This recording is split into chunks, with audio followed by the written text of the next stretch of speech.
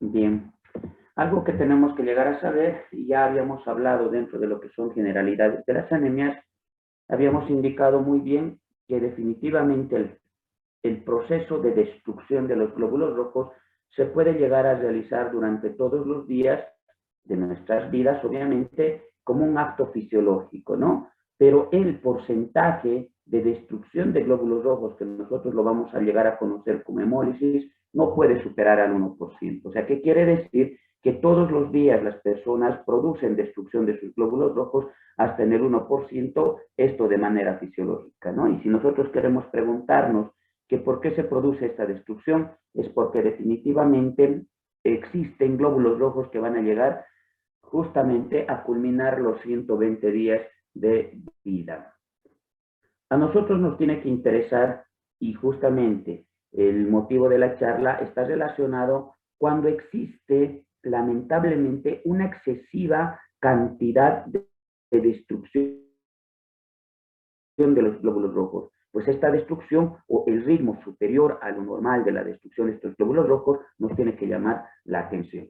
Normalmente, este 1% de glóbulos rojos que se destruyen todos los días se tiene que realizar en dos compartimentos, ¿no? El 90% lo va a realizar a nivel extravascular y el 10% a nivel intravascular.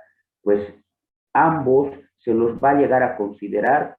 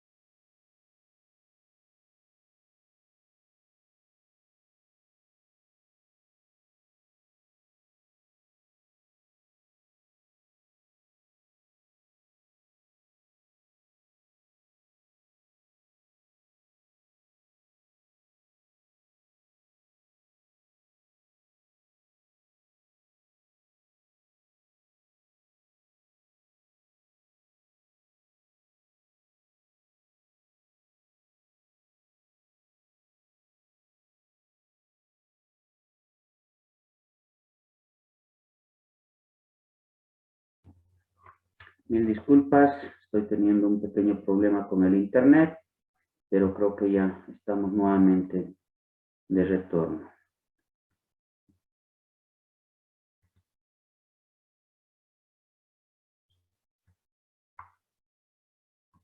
Ahí estamos viendo, ¿no? La pantalla, perdón. Sí, doctor. Perfecto, continuaremos entonces, perdón. Habíamos quedado que normalmente se tiene que realizar una destrucción de los glóbulos rojos hasta en el 90% a nivel extravascular y un 10% a nivel entonces intravascular, del 1% que nosotros estamos llegando a analizar. ¿Qué es lo que nos preocupa? Habíamos indicado, es la destrucción excesiva que se pueda llegar a presentar en nuestro organismo o la destrucción a un ritmo superior a lo normal, que eso a nosotros nos tiene que llamar latencia. Bien, tres datos sumamente importantes se van a presentar dentro de lo que viene a ser el cuadro clínico. Y eso es lo que nosotros tenemos que llegarlo a manejar para poder llegar a hacer el diagnóstico de esta patología, ¿no? Uno de estos datos es que el paciente les puede llegar simplemente con un tinte amarillo o con ictericia. ¿Por qué? Porque durante la destrucción de los glóbulos rojos va a existir un aumento de la bilirrubina y principalmente una bilirrubina que es la bilirrubina indirecta. Pues entonces, por ese aspecto que es el paciente va a llegar a presentar ictericia. Ahora, si nosotros tenemos un poquitito más de destreza dentro de lo que viene a ser el examen físico, vamos a encontrar cuadros de anemia con palidez a nivel mucocutáneo que puede llegar a presentarse. Muchos de sus compañeros me preguntaban y me decían, pero ¿cómo es posible que yo distinga esta palidez si muchas de las veces la ictericia puede ser mayor a esta? ¿Cierto? Pues entonces, cuando la ictericia es mayor al cuadro de anemia, pues entonces la única forma de poder determinar que mi paciente está frente a un cuadro de anemia es haciendo el estudio de laboratorio, ¿no? Y finalmente tengo que yo encontrar en este tipo de pacientes lo que nosotros conocemos con la hepato y esplenomegalia. Muchas de las veces esto durante el examen físico ya se lo puede determinar o diagnosticar, o evidentemente a través de estudios como por ejemplo la ecografía es la que nos estaría dando mayores luces. A estos tres elementos se los considera como la tríada clásica para el diagnóstico de anemia hemolítica. Pues partimos de este punto para que nosotros empecemos a sospechar sobre este tipo de enfermedad, ¿no? Y después vamos a encontrar los cuadros de fiebre, hematuria o signos de falla cardíaca, pero eso ya va a ser dependiente del tipo de anemia hemolítica o de la complicación que se llegue a presentar. Habíamos hablado muchísimo de las alteraciones de la forma y de las alteraciones a nivel del tamaño del glóbulo rojo. ¿Qué quiere decir? A esos les habíamos denominado con el vocablo de poiquilocitosis, cuando encontremos alteraciones en la forma, y anisocitosis, cuando encontremos alteraciones en el tamaño del glóbulo rojo. Pues en este tipo de anemia, o en este cuadro de anemia, tenemos que llegar a determinar o a recordar que la poiquiloanisocitosis está frecuentemente presente. ¿Ya? O sea que existen muchísimos cambios de la forma del glóbulo rojo, existen muchísimos cambios en el tamaño del glóbulo rojo. ¿Bien? Así como también, como el problema no se está suscitando a nivel de la médula ósea, esta va a tratar de compensar este trastorno que se está llegando a presentar donde existe destrucción de los glóbulos rojos y por ende, como mecanismo de compensación, la médula ósea va a tratar de mandar glóbulos rojos juveniles a los que nosotros conocemos como reticulocitos, y dentro de lo que es el prótesis de sangre periférica se los denomina como policromatofilia. Al mismo tiempo va a existir despigmentación del glóbulo rojo, hipocromía, y células espiculadas como los equinocitos y acantocitos o los esquistocitos que vienen a considerarse como fragmentos o restos simplemente del glóbulo rojo y el famoso normoblasto eritroblasto. O sea, todos estos elementos que nosotros los hemos recalcado muy bien en lo que es prótesis de sangre periférica y que lo vamos a volver a ver, pues entonces se llegan a ver o se llegan a presentar durante los cuadros de anemia hemolítica. Laboratorialmente tiene que estar relacionado con el cuadro clínico de mi paciente. Si estoy hablando de que se trata de un cuadro de anemia, con seguridad que la hemoglobina tiene que estar disminuida. Un componente similar a la hemoglobina vendría a ser la aptoglobina. En estos casos está muy bien solicitar este tipo de estudio en el cual nosotros también tenemos que basarnos y este va a estar con parámetros completamente disminuidos. La bilirrubina indirecta, que es un parámetro que a nosotros nos está hablando a favor de este tipo de cuadro, va a estar aumentado. Hasta ahí yo ya tengo que tener la sospecha de una anemia hemolítica. Y como tenemos esta sospecha, tenemos que llegarle a pedir un estudio o una prueba sumamente importante, que sería la prueba de COMS directa. En cada cuadro en el cual ustedes sospechen de que exista hemólisis de los glóbulos rojos, la primera prueba que tienen que venirse a la cabeza de solicitarlo es una prueba de COMS directa, por si acaso, ¿no? Y esta, ¿cómo nos tiene que dar en este tipo de cuadros? Como positivo. ¿Qué trata de buscar esta prueba? anticuerpos que se encuentran adheridos a la membrana del glóbulo rojo. Ustedes tienen que llegar a saber que en la membrana del glóbulo rojo están los antígenos. Y cuando existe este tipo de trastornos, se van a formar anticuerpos en el plasma de la sangre de las personas, y por lo tanto, estos anticuerpos que están ajenos al glóbulo rojo se van a ir a unir a su membrana, lo cual nos va a dar positividad a nivel de la prueba de COMS, y eso nos está todavía mucho más aclarando el cuadro de este tipo de enfermedad. Y posteriormente, a ver, por ejemplo, hasta acá yo estaría conforme que ustedes vayan solicitando durante su vida profesional. Nuevamente, en caso de que yo encuentre un paciente que está con anemia, ictericia, hepatoesplenomegalia, le voy a pedir estudios como hemoglobina, aptoglobina, bilirrubina indirecta y prueba de COMS directa. Con esos datos, haciendo este diagnóstico, ustedes tienen la potestad de derivar a este tipo de pacientes a un centro de mayor entonces complejidad para realizar la exactitud del cuadro en el cual nos vamos a desenvolver, ¿no? Y para eso ya tendremos que pedir, por ejemplo, prueba de fragilidad osmótica, prueba de electroforesis entonces de hemoglobina, determinación de otro tipo de estudios como por ejemplo determinación de pruebas para autohemólisis, determinación de pruebas serológicas porque pueden ser las responsables justamente de esta destrucción de glóbulos rojos, etcétera, etcétera, etcétera, que no le viene al caso rápido, sino que esto ya son pruebas especiales que se los tiene que llegar a solicitar dependiendo de la sospecha que nosotros vayamos teniendo, que vamos a ir desarrollando en el transcurso del curso. Hasta ahí, generalidades propias de lo que es la anemia hemolítica, ¿no?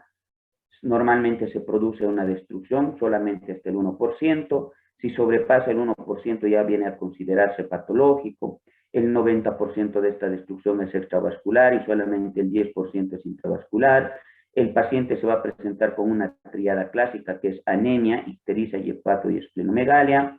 Va a haber trastornos en la morfología del glóbulo rojo, tanto en tamaño, en forma, presencia de formas inmaduras de glóbulos rojos, que se llama policromatofilia. Vamos a encontrar además células espiculadas como los acantocitos, vamos a encontrar fragmentos de glóbulos rojos, hasta ahí generalidades, ¿no? Los cuales van a ser corroborados con un estudio de laboratorio que yo puedo llegar a solicitar dentro del perfil de mi profesión, que sería la determinación de hemoglobina, de aptoglobina, determinación de bilirrubina, determinación de reticulocitos y, por supuesto, la prueba de COMS en caso de que venga la bilirrubina alta y la anemia y el hematocrito y la hemoglobina baja, entonces la prueba de COMS directa, que sería el otro estudio que tengo yo la obligación de solicitar. Y con todos esos estudios recién hacer la derivación correspondiente, porque sí estoy en un tipo de cuadro de anemia hemolítica. Ahora, el tipo, ese es lo que tenemos que ir investigando. Y justamente para determinar el tipo, existe una clasificación de las anemias hemolíticas. Y las anemias hemolíticas se van a clasificar de dos tipos, ¿no? Las anemias hemolíticas hereditarias, o también se las denomina por defecto intrínseco, o las anemias hemolíticas adquiridas, o también denominadas por defecto extrínseco. Entonces, son los dos tipos de anemias hemolíticas en las cuales nosotros tenemos que ir buscando dónde se encuentra el problema de nuestro paciente. A su vez, la anemia hemolítica adquirida se puede subclasificar en dos estaciones, ¿no? Anemias hemolíticas inmunológicas y las anemias hemolíticas no inmunológicas. Pues este es, en el contexto general, la clasificación de anemias hemolíticas. Nuevamente recalcando, anemias hemolíticas hereditarias y anemias hemolíticas adquiridas. Dicho de otra forma, anemia hemolítica por defecto intrínseco, que sería la hereditaria, y por defecto extrínseco, que sería la adquirida.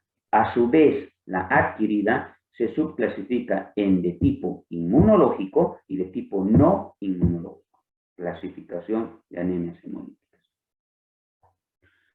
Hablaremos solamente ahora de lo que son, cuáles son las patologías que están involucradas dentro de las anemias hemolíticas hereditarias o por defecto intrínseco.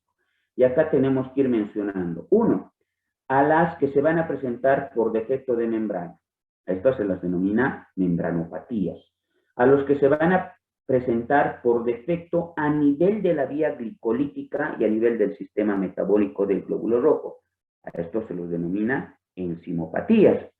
A los que se van a presentar por defecto de la hemoglobina, a estos se los denomina hemoglobinopatías. Y finalmente tenemos a los cuadros que están asociados o relacionados con lo que es la eritropoiesis inefectiva. Entonces, estos son los representantes más importantes dentro de lo que son las anemias hemolíticas hereditarias o por defecto intrínseco. Entonces, ¿qué quiere decir? Que cuando yo sospeche de una anemia hemolítica, pues dependiendo de las características clínicas de mi paciente, tengo que englobarlo en cualquiera de estos defectos. A su vez, la anemia hemolítica adquirida o por defecto extrínseco, o también denominadas anemias, ¿ya? Anemias extrínsecas, estas se pueden subclasificar, habíamos indicado, anemias hemolíticas inmunológicas y no inmunológicas. Dentro del contexto de las anemias hemolíticas inmunológicas, tres son los que nosotros podemos mencionarlos como sus representantes. Las autoinmunes, las producidas por isoanticuerpos y las inducidas por drogas. Dentro de las drogas, por ejemplo, drogas como la cocaína, drogas como la marihuana, que pueden estar presentes en este tipo de aspectos. Dentro de los autoinmunes pueden ser porque dentro de mi organismo se han presentado anticuerpos calientes o anticuerpos fríos, o definitivamente es de causa idiopática o secundaria a cualquier otro problema relacionado a formación de un complejo llamado antígeno-anticuerpo. También tenemos los famosos isoanticuerpos, donde el mejor representante es la eritroblastosis fetal o las reacciones transfusionales que se puedan llegar a presentar. Cuando se trata de anemias hemolíticas no inmunológicas adquiridas, tenemos que hacer mención mucho a los de causa mecánica, a los de causa secundaria o por infecciones, por químicos, por agentes físicos o por agentes vegetales o agentes animales que definitivamente están provocando la destrucción de estos glóbulos rojos por algún motivo. Y una causa muy frecuente dentro de las no inmunológicas está el exceso de trabajo del vaso, al que nosotros lo vamos a llegar a denominar como hiperestrenismo.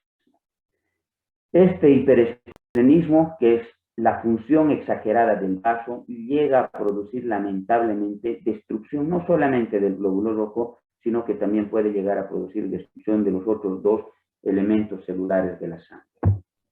¿Ven? Hasta acá, generalidades y clasificación de las anemias. No sé si alguien quiere preguntar algo antes de seguir avanzando, porque vamos a ir desglosando un poquitito de cada uno de los representantes en cada sección de la clasificación. No sé si alguien tiene alguna duda. Doctor, buenas noches. ¿Cómo ¿Qué se está? refiere con anticuerpos calientes, doctor? Es a los anticuerpos que se van a llegar a presentar contra los glóbulos rojos secundarios a la temperatura a las cuales nosotros los estamos llegando a producir.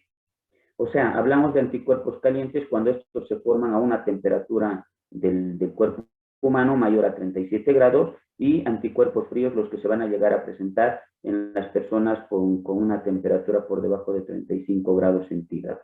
O, dicho de otra forma, anticuerpos que nosotros podemos llegar a producir por preparación en diferentes temperaturas. Las temperaturas son las mismas, 37 grados o 35 grados. Nada más es eso. Pero tiene que haber esa formación antígeno-anticuerpo, ¿no? Gracias, doctor. ¿Alguien más?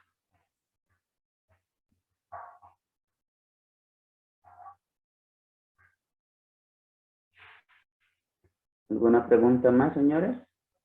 Bien, seguiremos entonces.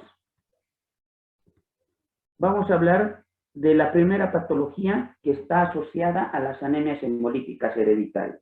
Y hemos hablado que dentro de estas tenemos que hablar primero aquellas que se van a presentar por defecto de la membrana del eritrocito.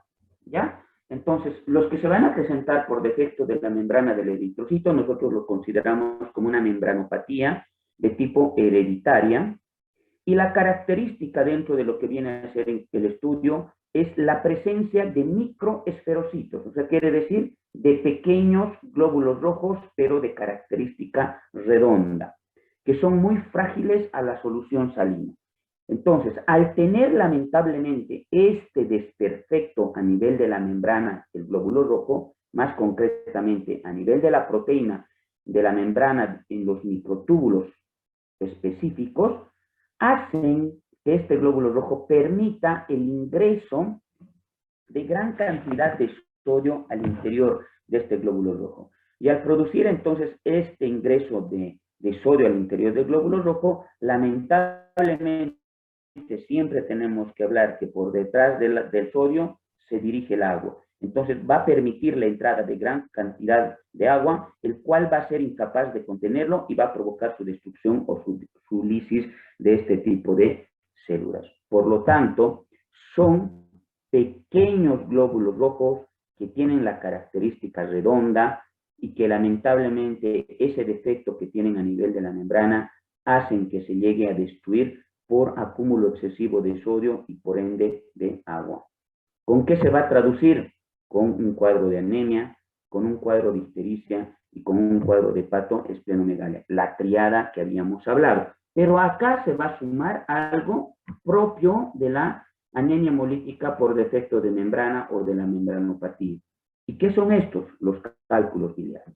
Entonces, si yo tengo un paciente que me viene con anemia, tengo un paciente que me viene con hiperbilirrubinemia a predominio de la bilirrubina indirecta, me viene con hepatoesplenomegalia y cálculos en vesícula, no piense que el problema son los cálculos, porque este paciente no se va a internar por dolores cólicos, se va a internar porque se ha puesto de amarillo, ¿ya? Y como nosotros sabemos, la primera sospecha para nosotros seguro que va a ser un problema a nivel de vía biliar. Entonces, ojo con ese dato, doctores, porque nosotros ya hemos encontrado errores en este tipo de diagnóstico, los cuales inclusive han puesto en riesgo la vida de muchos pacientes.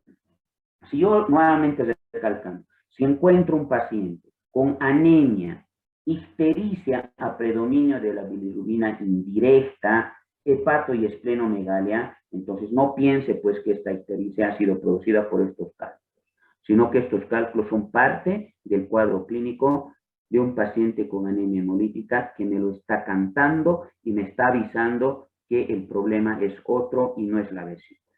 Pues entonces, en estos pacientes, ¿qué es lo que tenemos que hacer? Acá ya recurrimos a una prueba especial, y esta prueba especial viene a ser lo que nosotros vamos a conocer como fragilidad osmótica. Entonces, ¿en qué consiste la fragilidad osmótica? Que por si acaso tiene que ser positiva. Consiste en que lo vamos a someter a los glóbulos rojos a soluciones salinas, como su nombre dice. Y como estos tienen el defecto a nivel de membrana, ¿qué es lo que van a permitir? El ingreso de gran cantidad de sodio y de agua, y por lo tanto se van a empezar a destruir. Entonces, ese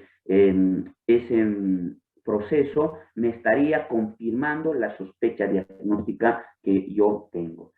Y posteriormente, pues también recurrimos a otro tipo de laboratorios que hemos indicado, un laboratorio que está con hematocrito hemoglobina, en el cual me tiene que manejar que mi paciente tiene anemia, voy a pedir los índices de Wittrow, en el cual voy a encontrar glóbulos rojos pequeños, pero saturados de hemoglobina. Existe poiquiloanisocitosis, vale decir, mucha variación en el tamaño y en la forma del glóbulo rojo, y podemos encontrar hasta punteado basófilo. Nuevamente recalcando, la prueba de fragilidad osmótica es positiva, y lo que sí tenemos que llegar a determinar en estos pacientes que el tratamiento no es efectivo en el 100%. ¿Por qué? Me dirán ustedes. Porque lamentablemente estos pacientes tienen un defecto que los hemos heredado. Es un defecto que ha heredado de sus antepasados y que está metida en su cadena genética. Y por lo tanto, al estar metido genéticamente, pues nosotros lo que tendríamos que hacer es un trasplante de genes, ¿no? Para evitar que se presenten este tipo de enfermedades, cosa que lamentablemente no se realiza. Es por eso que recurrimos en este tipo de cuadro a lo que se llama la esplenectomía. Vale decir, como hemos encontrado un vaso sumamente gigante y se está destruyendo mucho los glóbulos rojos, sacamos el vaso y con eso vamos a permitir por lo menos retrasar los cuadros que se van a presentar y que le van a producir descompensación entonces de nuestro paciente. Pero lamentablemente tenemos que llegar a decir, no es un tratamiento de elección. ¿Por qué? Porque el defecto intrínseco es hereditario y se lo ha transmitido de generación a generación. Otro tipo de esta misma característica de patología es la elictocitosis, acantocitosis o estomatocitosis, que tiene similar cuadro, similar fisiopatología, similar mecanismo de desencadenantes, ¿bien? ¿Por qué? Porque el defecto está en la membrana, pero la única diferencia es que en vez de encontrar esferocitos, porque esto es una esferocitosis, vamos a encontrar elictocitos, o acantocitos, o estomatocitos, ¿ya? Entonces ya no se llamaría esferocitosis hereditaria, se llamaría elictocitosis hereditaria. Si encontramos acantocitos, serán acantocitosis hereditaria, y si encontramos estomatocitos, serían una estomatocitosis hereditaria. Todos por defecto de membrana. Segundo problema, defecto de enzimas, las enzimopatías. Y acá tenemos que hablar de dos elementos o de dos factores sumamente importantes para la producción de energía del glóbulo rojo. Y en este caso estamos hablando de ¿qué? De la glucosa 6-fosfato deshidrogenasa y de la piruvato quinasa. Son dos elementos que participan, nuevamente recalcando, en lo que viene a ser el metabolismo del glóbulo rojo para tener o permitir tener un mejor ambiente y desarrollarse de la mejor forma posible. Bien, ahora, ¿qué es lo que va a pasar en estos casos? Por algún motivo se va a producir una alteración o un defecto justamente en esto que nosotros estamos hablando, que se llama glucosa 6-fosfato deshidrogenasa.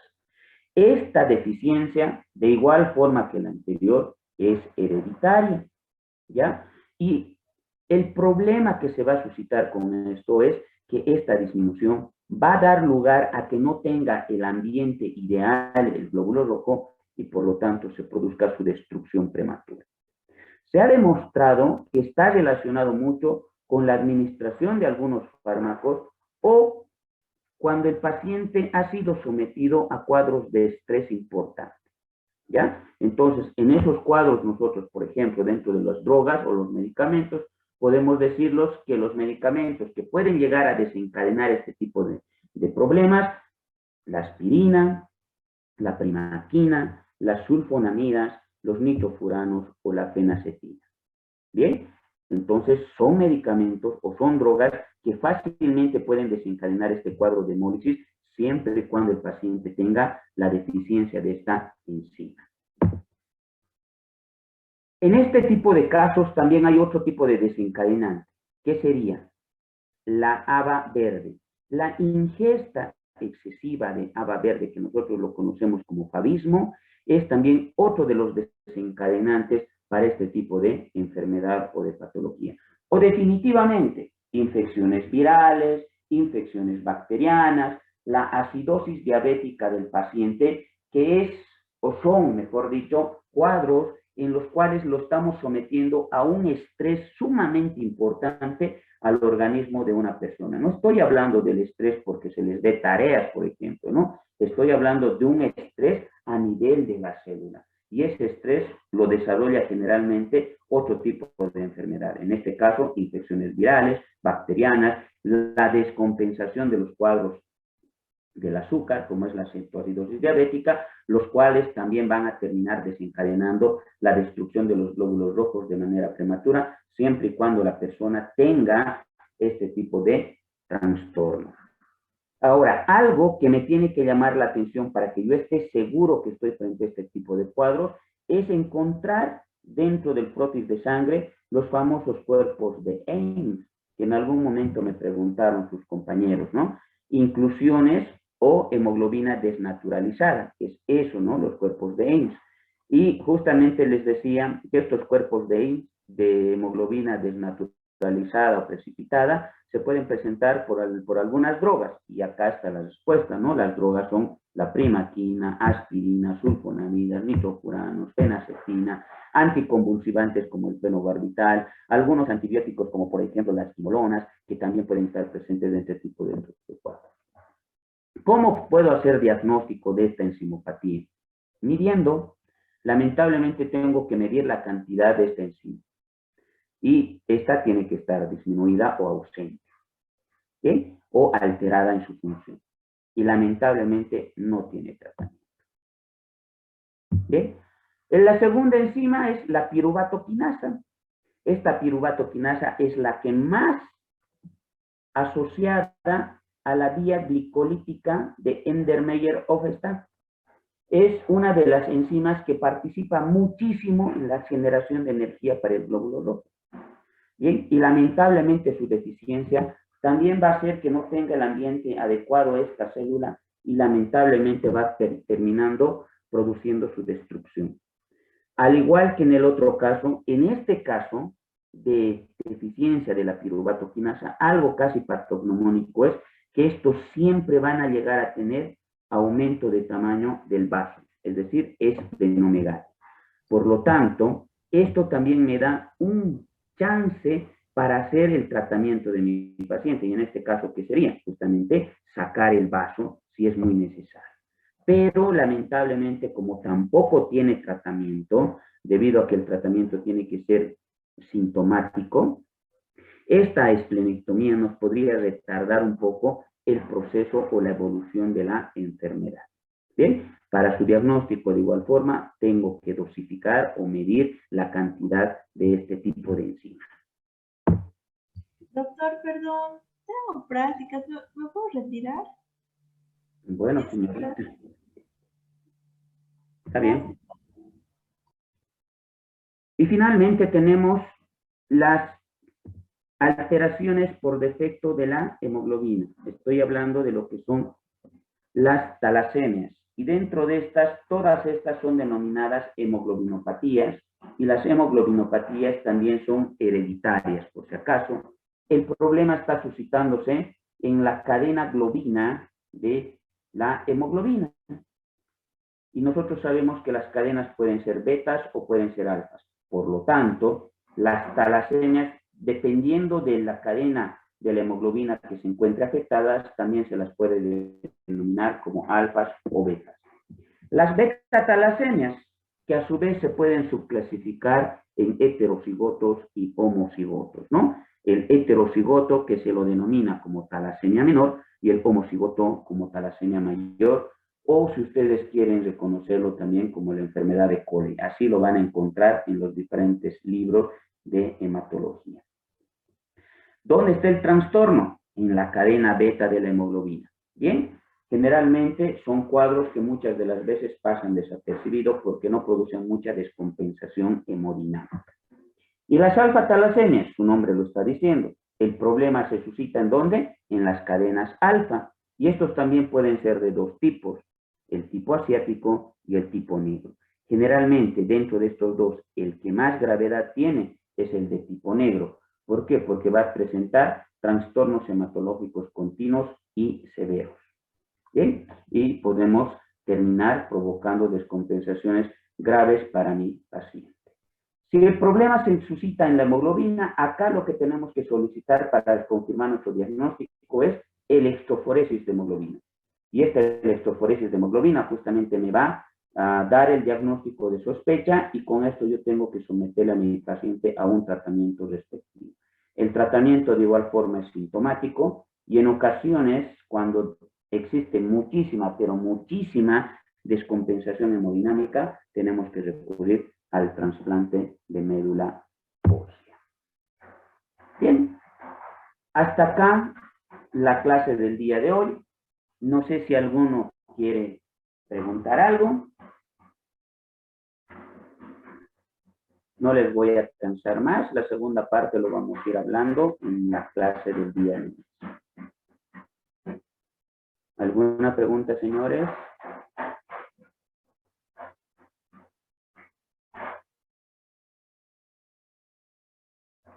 Creo que ninguna, ¿no? Bueno, para no perjudicarlos también, entonces culminaremos acá y nos vemos la siguiente clase. Que tengan muy buenas noches, señores. Hasta luego, doctor. Hasta luego. Hasta luego, hasta luego.